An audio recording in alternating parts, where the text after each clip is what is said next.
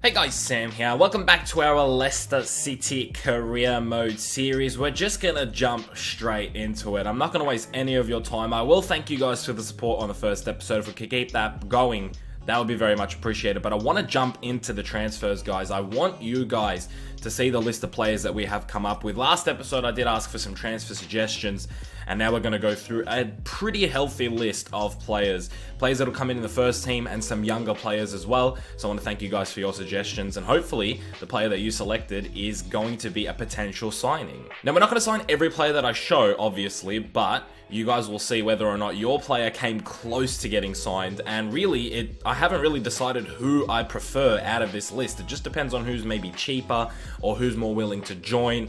That sort of thing is going to come in and factor into who we actually sign. Also, I had a couple of people telling me that they wanted to do press conferences in this career mode. I'm more than happy to do so if you guys leave me your questions. I am very happy if we do press conferences. I love press conferences.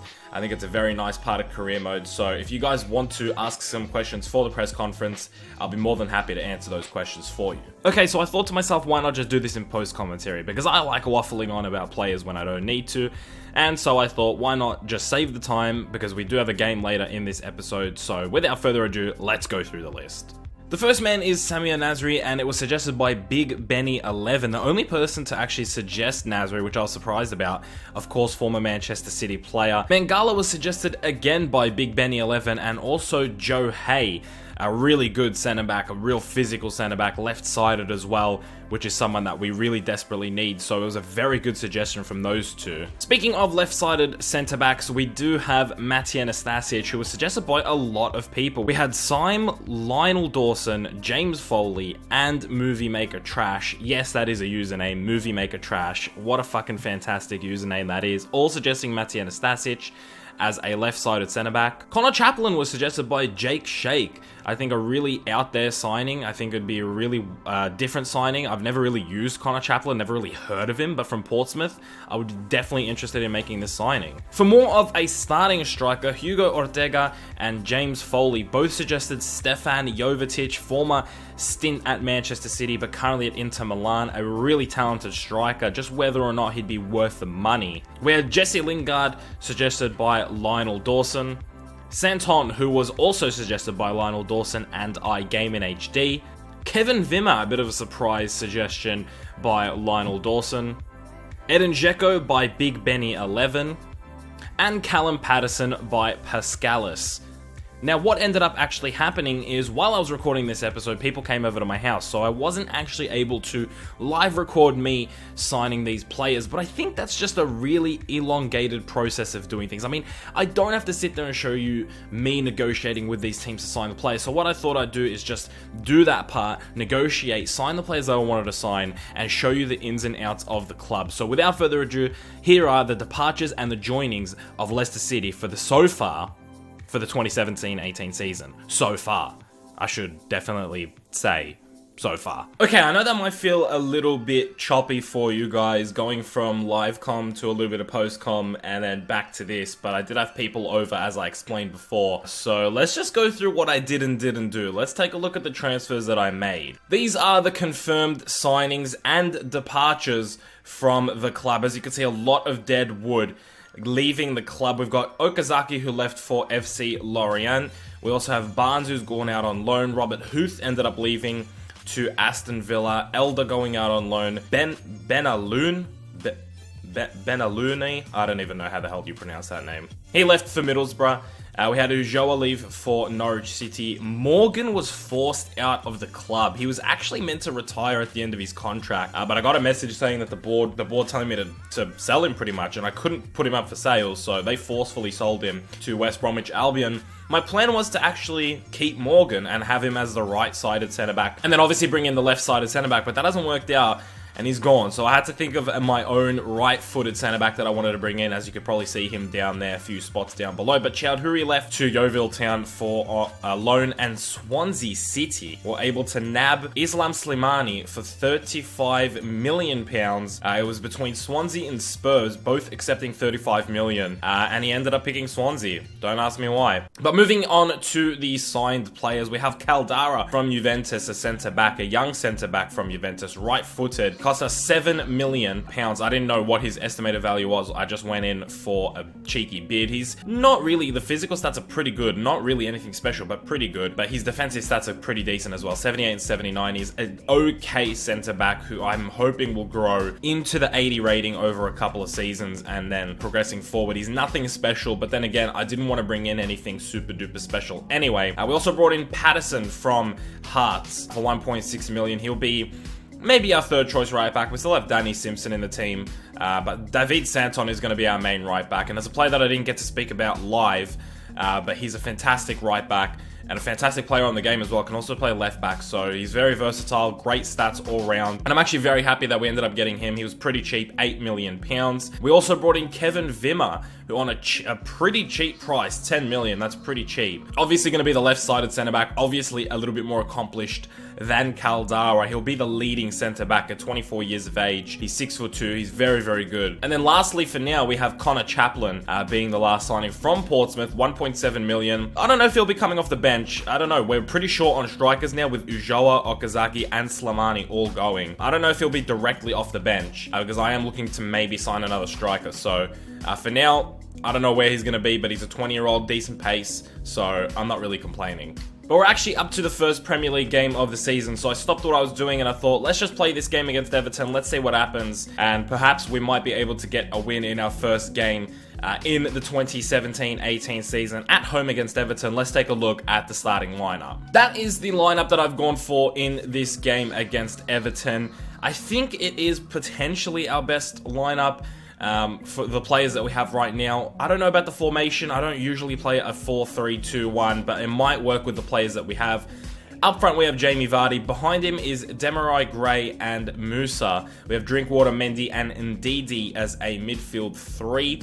And then we have Chilwell, Wimmer, Caldara, and Santon as a back four, with Kasper Schmeichel in between the sticks. Ndidi playing this box-to-box midfielder. He does have the high work rate, so I thought it might work as the bigger box-to-box, and then Drinkwater more of the playmaking box-to-box, and Mendy just sitting deep. I don't know how that midfield's going to work. That's my real concern for this team. Everything else looks pretty good to me. Chilwell playing in the left-back position. I'm happy with this guy being our starting left-back. His stats are fantastic, and he's only 20 years of age, so I'm happy to keep him as a left-back. I don't think we need to sign another left-back.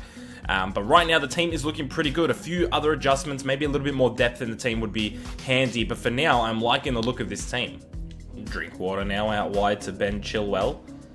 He's going to cut it back. He's got Jamie Vardy in support. What can Vardy do, referee? We don't really have a good free kick taker. That's kind of upsetting, actually. I do like taking free kicks. But we're going to do the best we can with Danny Drinkwater, and that's what you get with a low free kick accuracy.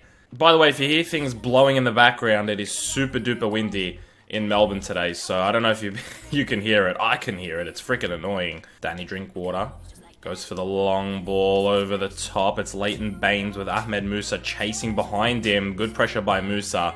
That's going to be an Everton throw. All the way to Ahmed Musa, who's got the room to run into now, and you're not going to catch Ahmed Musa when he's on his bike. Forget about it, Funes Mori. He's got Vardy in the middle. He's going to try and go for a low cross. Vardy sitting there. Oh, when he tries going back across goal. Ndidi into Musa. Musa into Jamie Vardy. Vardy back through to Ahmed Musa. Great little play between the two. Musa's going to go with a cheeky roulette and tucks it in the back of the goal. I am going to love playing with Ahmed Musa. I can already tell. The pace on him and his low center of gravity is just immense. And what a little roulette that was. A cheeky spin. Great play between him and Jamie Vardy. And he's just tucked that in. That is sumptuous stuff from Ahmed Musa, and a great bit of attacking play between him and Jamie Vardy. A lot of linking up play between the front three because they're so narrow. There's going to be a lot of interchange between the three, and that is just fantastic bit of work. 1-0, and the first goal of our 2017-18 season goes to Ahmed Musa. We will be doing voting on Goal of the Month and Player of the Month, so keep that in mind when you're watching these games, guys. Gray into Chilwell, into Ndidi. Man, Everton are just fouling everywhere. Wow, Schneiderlin's off with a second yellow. I was just saying, Everton have just fouled all over the shop, and he's off, and they've had to make substitutions. Wow. Morgan Schneiderlin picking up 2 yellows. I mean, it was one foul after the other there, and he's just gone off. Great pressure here by Mendy. It falls to Ndidi. He's going to take that through to Jamie Vardy, who doesn't open up his body. He goes with his left instead. Very uncharacteristic from Jamie Vardy. You would have expected him to tuck that away. Ooh, great ball into Alassane Plie, or Plie, or Plie, or Pla. Bolasie now with room again. Chilwell trying to chase him. He's also got Kevin Wimmer in support. That's a great ball into Idrissa Gueye, and he's completely messed the header there. That looked like a certain goal after the cross came in, and Everton actually starting to look good. I mean, how has he not just kept that down? Very, very lucky from us, and Koeman is not a happy man. Ndidi now running forward with the ball. What a menace he has been in midfield. That's a great ball. It has come off Funes Mori, but Musa's going to try and make the most of it, and Jagielka well read to stop Ahmed Musa. Mendy with a nice little tackle. Bit of room here now. Ahmed Musa grabs the ball. He's got players out wide. Mendy plays that through to Drinkwater, who just doesn't have the pace. And oh my goodness, what is going on? Drinkwater has nearly actually just scored that. I nearly just scored a goal with Drinkwater just like that. Oh my word.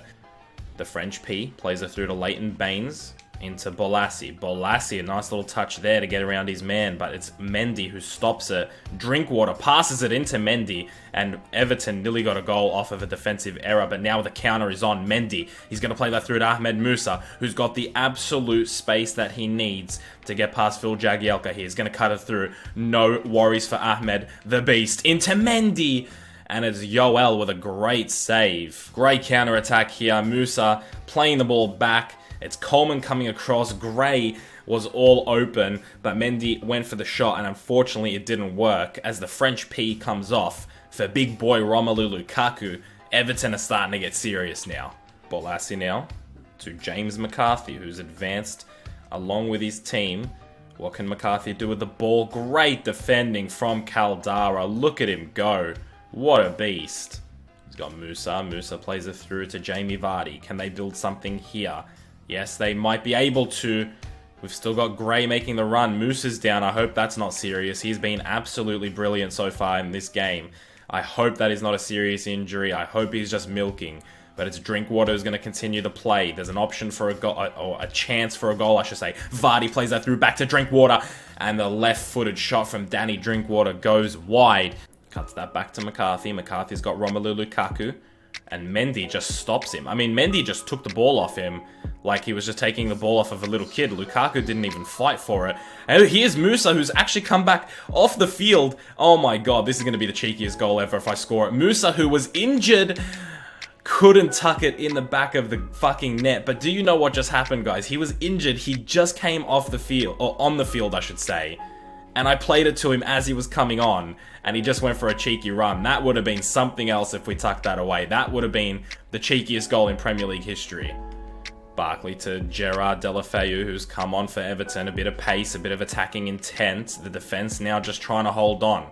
Everton are going to throw everything at us. With 10 men, they're going to have to play a very risky game, and we're going to try and look to punish them. Vardy goes to Santon. Drinkwater's making the run past Leighton Baines here. He's going to flick it back over. That wasn't the best, but Drinkwater still has the ball. It's back to David Santon, who gets the ball. Mendy into Gray. What a play this would be.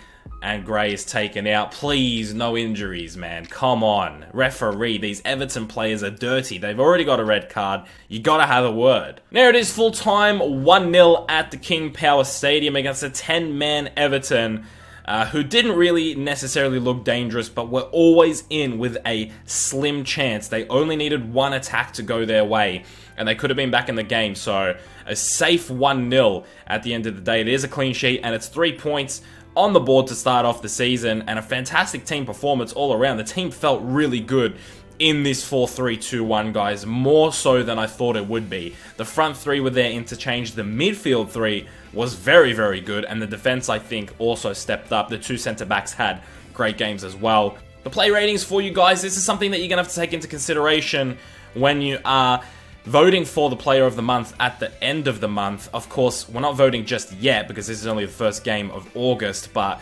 Mendy was fantastic this game. I mean, he made 8 out of 10 tackles, guys.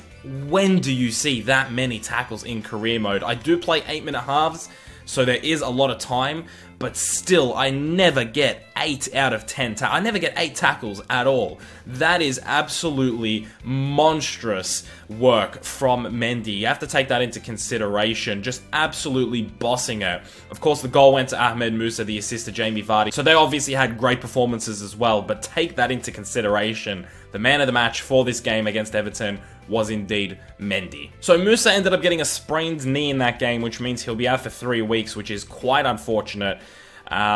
It could have been worse. I mean, he kept playing with it, which is what I hate about career mode. When the player keeps playing, but then they've sustained a heavy injury, how does that make any sense? How did he finish the rest of the game with a sprained knee? It just doesn't make any sense to me. Alright guys, before I do end today's episode, just before this game against Crystal Palace, I have a live transfer that I need you guys to help me out with. It is Kelechi Iheanacho from Manchester City, with Gabriel Jesus coming in as that second striker. Kelechi has been left in the shadow a little bit, so should we bring him in? He is an out-and-out striker. He doesn't really play that left forward, right forward role. I mean, he probably can, but I'd probably be playing him centrally, which means Vardy would have to get pushed out. Maybe with Musa, and then Gray would have to take a bench spot or something along those lines, but I will leave it up to you guys. There's a poll. If you click the I in one of these corners, I don't know which corner, but if you click the I, you can vote, should we sign Kelechi Iheanacho? It's up to you guys, yes or no. It's a very simple question for you guys. In the next episode, we'll play the game against Crystal Palace. We'll wrap August up and we can get voting on the player and goal of the month in August. Also, if you guys want to leave questions for press conferences, go ahead and leave them down in the comment section below. Are you happy that there's press conferences, goal of the month, and player of the month? Let me know in the comment section below. Without further ado, guys, I'm going to get up out of here. Thank you so much for watching today's video. I hope you had a good day. I hope you did enjoy today's video, and I'll see you guys in the next one very soon. Keep it real.